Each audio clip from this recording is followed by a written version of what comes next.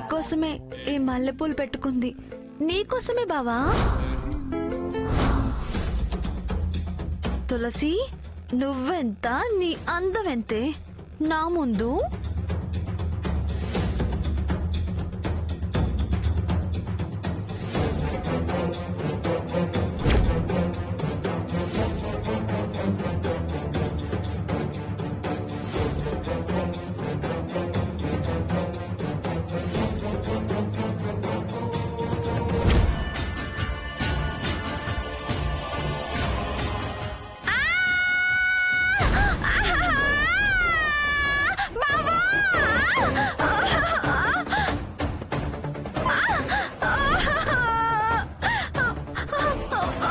రక్షించు బావా, రక్షించు బావా. వెంకటలక్ష్మి, రక్షించు బావా, బావా.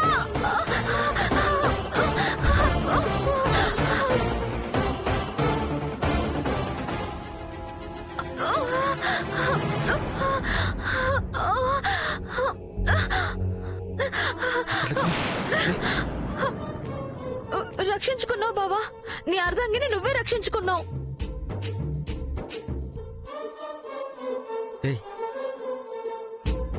అసలు నేను హీటర్ ఎవరు పెట్టమన్నారు? ఈ పనులన్నీ ఎవరు చేయమన్నారు? నీకోసమే బావా, వేడి నీళ్లు కాగబెడదామని. నేను వచ్చిందే నీకోసం, ఇంట్లో ఉన్నదే నీకోసం. నా ఆశలు కలలు అన్నీ నీ గురించే బావా. సర్లే పద, చేతికి ఆయింట్మెంట్ రాస్తాను.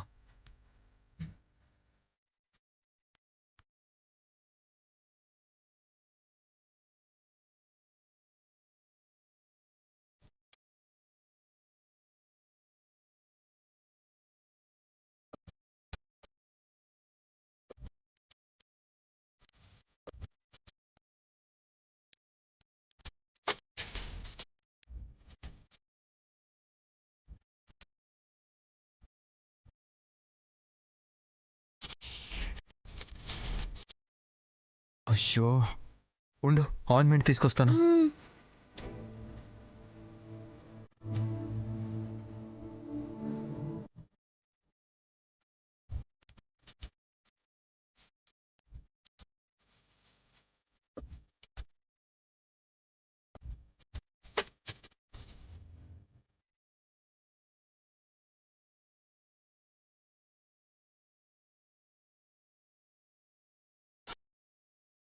మంటగా ఉందా వెంకటలక్ష్మి? లేదు బావా, చల్లగా హాయిగా అదోలా ఉంది. కాలడం మంచిదైందనిపిస్తుంది. కాలడం మంచిదేంటి? నీకేనా పిచ్చా? అవును బావా, నువ్వంటే పిచ్చి. నీ మీద పిచ్చి ప్రేమ వెంకటలక్ష్మి. బావా.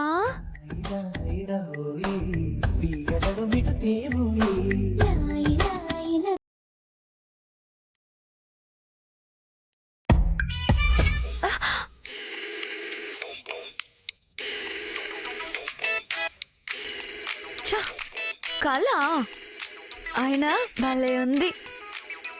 ఇప్పుడే నీ సోది అవసరానికి ఉండదు. అనవసరంగా ఇప్పుడు ఫోన్ చేస్తుంది ముసల్ది.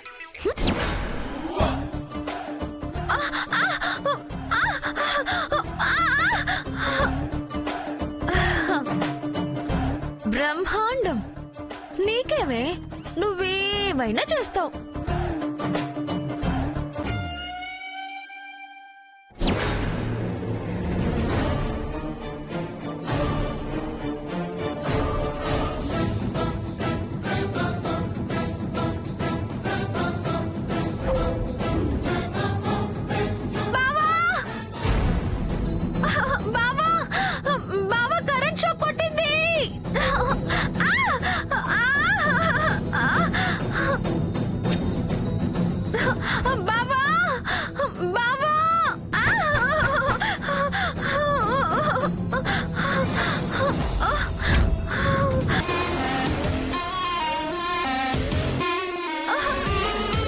రక్షించావా బావా?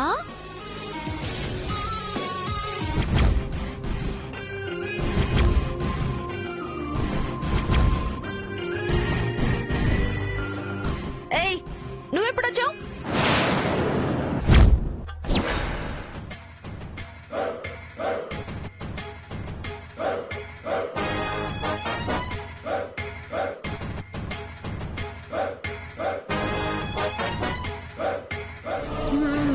నువ్వే నా ఆయుధం, నా ప్రేమ బాణం, మన్మథ బాణం అయ్యి నా బావ గుండెల్లో గుచ్చుకోవాలి.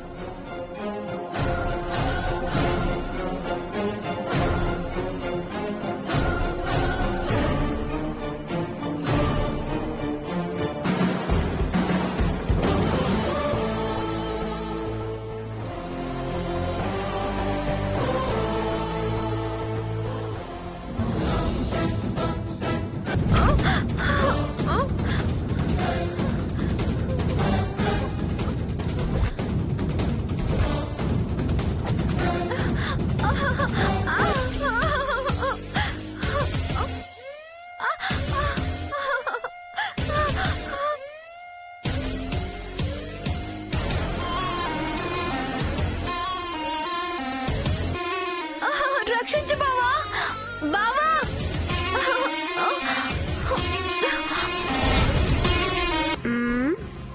నేను రాకపోతే నువ్వే ఊహించుకున్నావు ఆదిత్య వస్తాడు, నీ వెధవ డ్రామా నమ్ముతాడు, అయ్యో పాపమని రక్షిస్తే అమ్మ అంతా వాటేసుకుందాం అనుకున్నావా? అసలు నువ్వెలా వచ్చావు, ఎందుకు వచ్చావు? ఓసి వెర్రి బాగుల్దానా, కోటలో ఇద్దరమే యువరాజు యువరాణి ఇటు తిప్పుకొని అల్లుకుంటా అన్నప్పుడే ఇలాంటి చీప్ ట్రిక్స్ ఏవో ప్లే చేయబోతున్నావని నాకు అర్థమైందే. అందుకే ఆలోచించా. అదమ్మా వెంకటలక్ష్మి మ్యాటర్. ఇదిగో, ఏదైనా మనసులో పుట్టాలి, ఇలాంటి తింగర్ వేషాలు పనికిరావు. అభిమానం అంటే అర్థం తెలియని నీకు ప్రేమంటే ఏం తెలిసే? నీకు తెలుసులే మహా. ఆస్తి కోసం వచ్చావు, వస్తున్నావు, వగలిపోతున్నావా? వగలు సెగలు అన్నావంటే మాడు పగులుతుంది. ముందిక్కడి నుంచి వెళ్ళకపోతే నీ మొహం పగులుతుంది. ఏంటి, నా మొహం పగలగొడతావా? నేను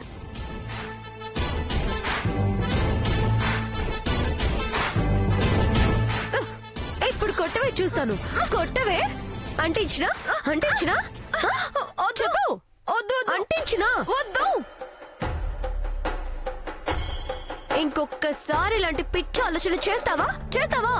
చేయను. వేదో వేషాలు వేస్తావా? వేస్తావా? వెయ్యను, వెయ్యను. ఎక్స్ట్రా వేషాలు వేస్తే ఉన్న పిలక జడ కూడా లేకుండా చేస్తాను. నన్ను చూసి మూతి తిప్పకుండా వాత పెడతాను. జాగ్రత్త. ఎంతలో ఉండాలో అంతలోనే ఉండు. ఆదిత్యకి తులసికి మధ్యలోకి రావాలని చూస్తే మంగళగిరి కొండ మీద నుంచి తోసేస్తాను. జాగ్రత్త.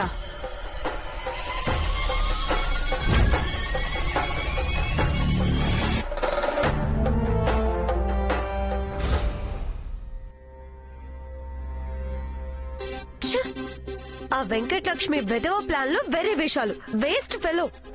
వెర్రి తలకెక్కి తన్నుకుంటుంది. ఏమైందే? మళ్ళీ ఆ వెంకటలక్ష్మితో గొడవ పడ్డావా?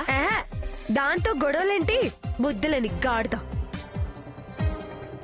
గొడవకైనా స్నేహానికైనా సమ ఉజ్జి అయి ఉండాలి. చెత్తమోహంది. ఇప్పుడేమైందని దాన్ని అలా తిడుతున్నావు? అది చేసిన పని అమ్మతో ఎలా చెప్పాలి? చీప్ గా ఉంటుంది.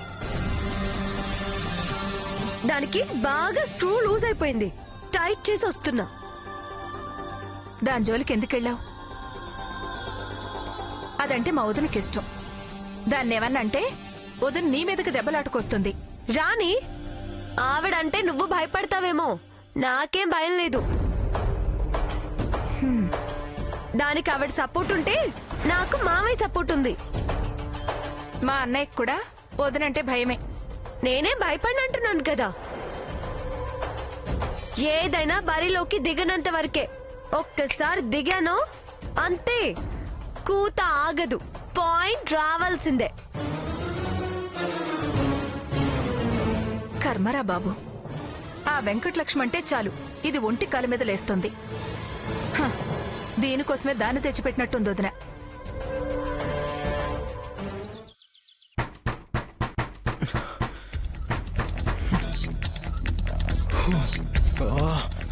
ఈ వెంకటలక్ష్మికి ఏమన్నా పిచ్చా? అరే బయట ఎక్కడ పెట్టింది?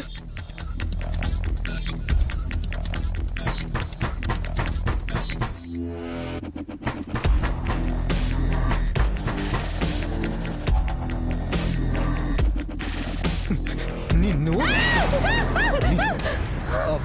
పిన్ని పిన్ని నువ్వా? ఏంట్రా ఏమైంది? అబ్బా ఆ మెంటల్ది బయట గడిపెట్టిందమ్మా. ఎక్కడుందో ఏమో. గడపెట్టడం ఏంట్రా? అదేంటే వాడిని గదిలో పెట్టి గడపెట్టడం ఏంటి? ఏమీ లేదత్తయ్యా. గడియ పెట్టి ఏం లేదంటావేంటి? దాన్ని పూర్తిగా చెప్పనివ్వరా? పెట్టిందని చెప్తుంది కదమ్మా. అంతేనా లక్ష్మి? అది కాదు, బయట సోఫాలు దులిపా, దుమ్ము బావ రూమ్ లోకి వెళ్తుందని తలుపు వేసా, అంతే అత్తయ్యా. చూసావరా దానికి నీ మీద ఎంత ప్రేమో. దుమ్ము గదిలోకొస్తే నువ్వు ఇబ్బంది పడతావేమోనని తలుపేసింది. నువ్వేమో మెంటల్ గాడిలాగా కొట్టడానికి చెయ్యెత్తుతున్నావు. ఏంటి దుమ్మొస్తుందని తలుపులు వేసి గడియ పెట్టావా? అవును బావా. Something is wrong. చూడత్తయ్య బావ ఎలా అంటున్నాడు. నన్ను అస్సలు అర్థం చేసుకోవడం లేదు, నా మనసు కూడా తెలుసుకోవడం లేదు. ఏంటి నేను అర్థం చేసుకునేది తెలుసుకునేది? నాకేం అవసరం లేదు, నీతో నాకేం పని లేదు.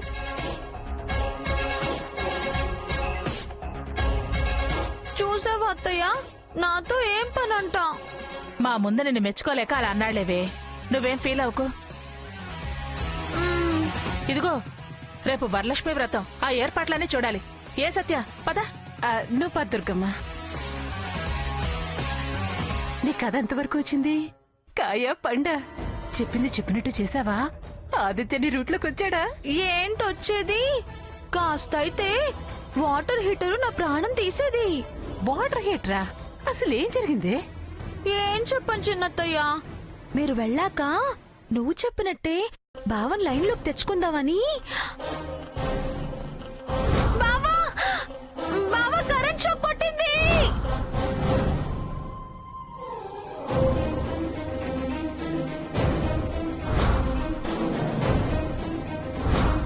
ఆదిత్యకి తులసికి మధ్యలోకి రావాలని చూస్తే మంగళగిరి కొండ మీద నుంచి తోసేస్తాను. తప్పైందని చెంపలేసుకుని ప్రమాదం నుంచి బయటపడ్డా. ఛే, అసలు దాంతో మీరిద్దరే ఉన్న విషయం ఎందుకు చెప్పావు? మంచి ఛాన్స్ నీ చేతులతో నువ్వే పాడు చేసావు. ఇప్పుడు కావచ్చు గాని ఇక ముందు ఎప్పుడు ఛాన్స్ వచ్చినా మిస్ చేసుకోను. అంతేకాదు ఆ తులసిని ఇంకా వదిలే ప్రసక్తే లేదు. ఇంతకింత రివెంజ్ తీర్చుకుంటా, దాని అంత చూస్తా.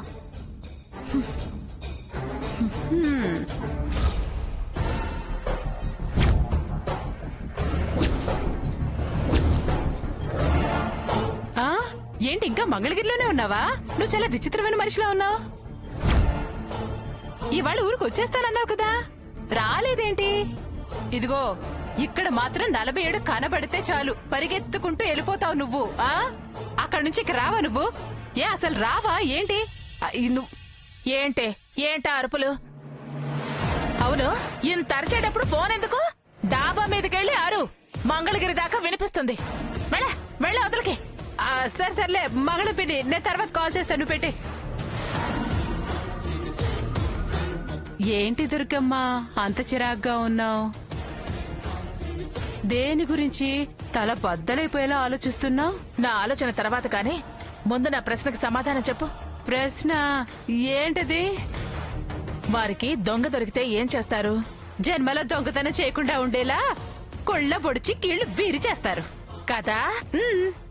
అలాగే ఆ తులసి వాళ్ళు నా ఇంటి వైపు గాని నా కొడుకు వైపు గాని చూడకుండా ఉండాలి అంటే ఏం చేయాలి చెప్పు.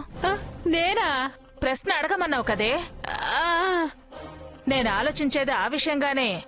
దుర్గమ్మ ఒకసారి మగళ పిన్నితో మాట్లాడొచ్చా? అంత అర్జెంటుగా పిన్నితో మాట్లాడాల్సిన అవసరం ఏంటే? ముందు నాకు సమాధానం చెప్పు.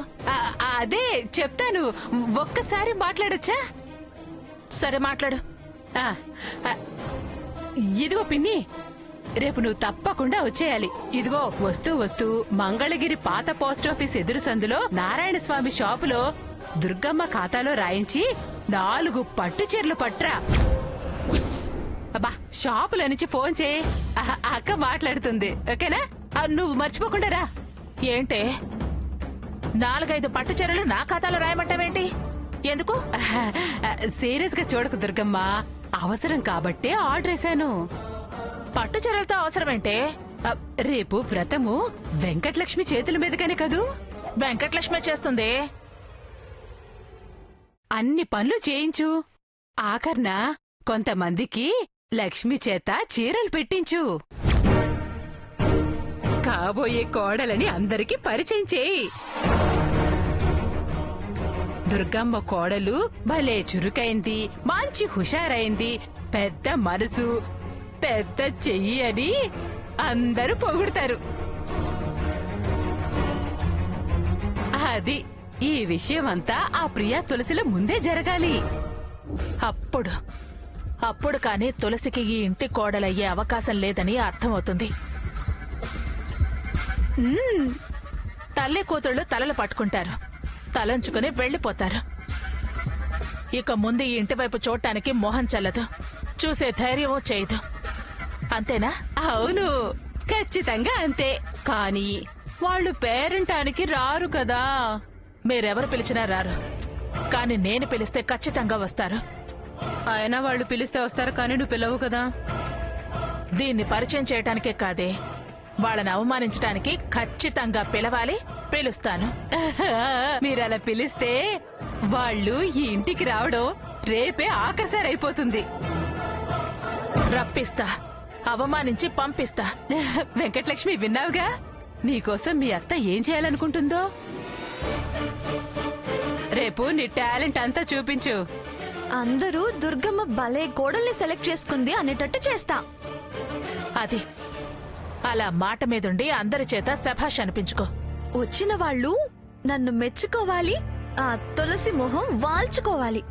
రేపు చూడు, వాళ్ళు ఏడుస్తూ వెళ్లేలా చేస్తా అత్తయ్య.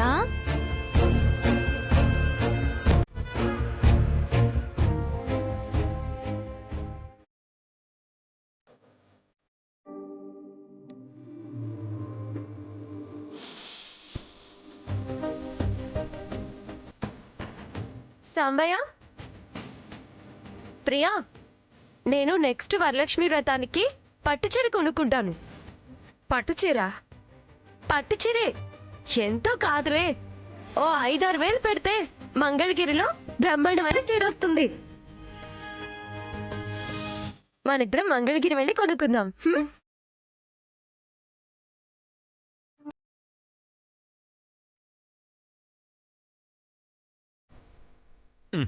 ఇటీవు 5,000కి వచ్చే సంవత్సరం దాకా ఎందుకురా? పద, ఇప్పుడే వెళ్ళి తీసుకొద్దాం. సాంబయ్య, వెళ్దాం. నా కూతురు నోరు తెరిచి ఫస్ట్ టైం అడిగిందని మరీ అంత ఎమోషనల్ అయిపోకు. 5,000 ఇప్పుడు పెట్టలేవని కాదు, వచ్చే సంవత్సరం అని కూడా కాదు. నాకు ఇయర్ కట్టుకోవాలని లేదు, ఎందుకో ముందు సంవత్సరం పట్టుచీర కొనాలనిపించింది, అందుకే అడిగానంతే. ఏది దాచుకోవడం నాకు ఇష్టం ఉండదు కదా. కూర్చో. కూర్చో. బావుందమ్మా, సాంబయ్య లేవటం, నువ్వు కూర్చోబెట్టడం.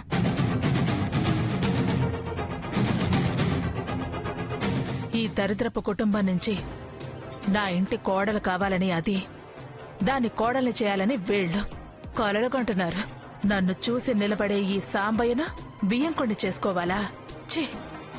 వదినా రా కూర్చో. తులసి, వదిన కాఫీ తెచ్చివ్వు. ఆగమ్మా, బోరు నీళ్ల కాఫీ నేను తాగలేను. స్టార్ హోటల్ కాఫీనే నాకు అంతంత మాత్రం నచ్చుతుంది. పొగరబోతే ఇంట్లో కాఫీ ఎలా తాగుతానే? ఎవరు కాఫీలో బంగారం కలుపుకొని తాగరు దుర్గమ్మ. అంబానీ అయినా టాటా బిర్లా అయినా ఎవరైనా గింజల కాఫీ తాగేది.